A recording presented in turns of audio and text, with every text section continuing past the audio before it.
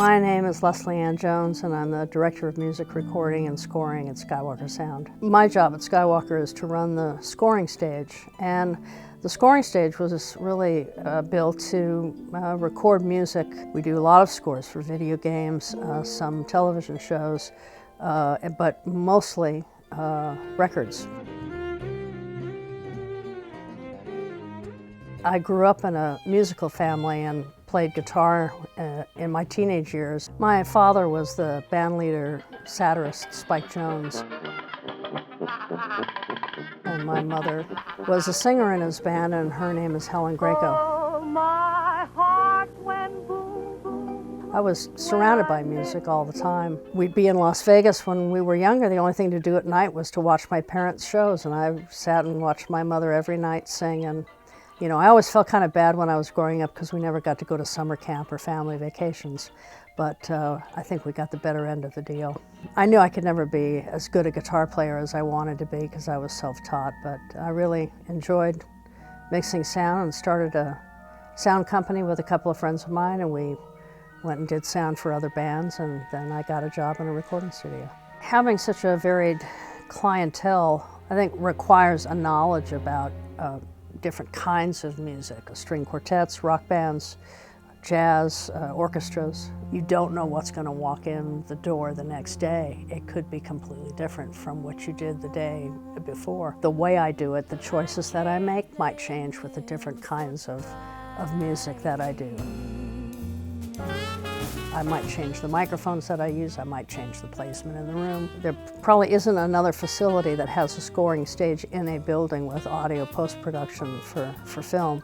Our stage is very unique because we can change the environment of the sound by moving panels in the room. The ones on the ceiling are controlled by motors, and so we can really make it quite dead or quite live.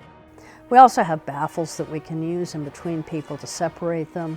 Being such a big room, we have what we call diffusers, these wonderful wooden structures, but there is some math that goes into the design of them and how they disperse sound. We have extremely high quality microphones, of course, but also wire all the preamps that we use, all the internal wiring, the power structure in the studio.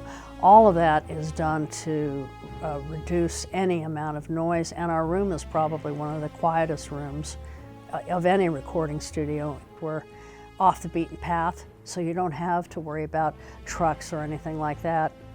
Maybe the occasional cow. I've worked here now for 19 years, and my experience with the clients, the music clients I work with, everybody wants to work here, but then once they work here, I think we can really exceed their expectations.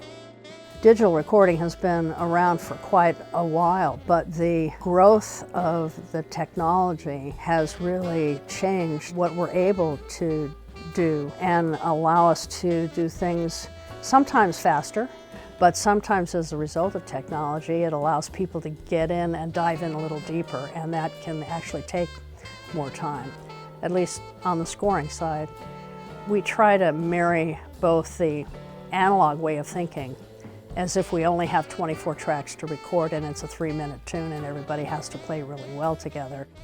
You know, the highlight for me this year would be being nominated again for Best Engineered Album Classical for Ask Your Mama. It was composed by Laura Cartman, and the words are from Langston Hughes' poem, Ask Your Mama, 12 Moods for Jazz. And it's not often I get involved in a project from the very beginning on the live side of it, but Laura asked me to be the sound designer and mixer for it 7 years ago when she was first starting the project. And we did rehearsals at the University of Michigan and then performed at Carnegie Hall. I recorded the orchestra, and you know, then you turn around one day and it's nominated for a Grammy.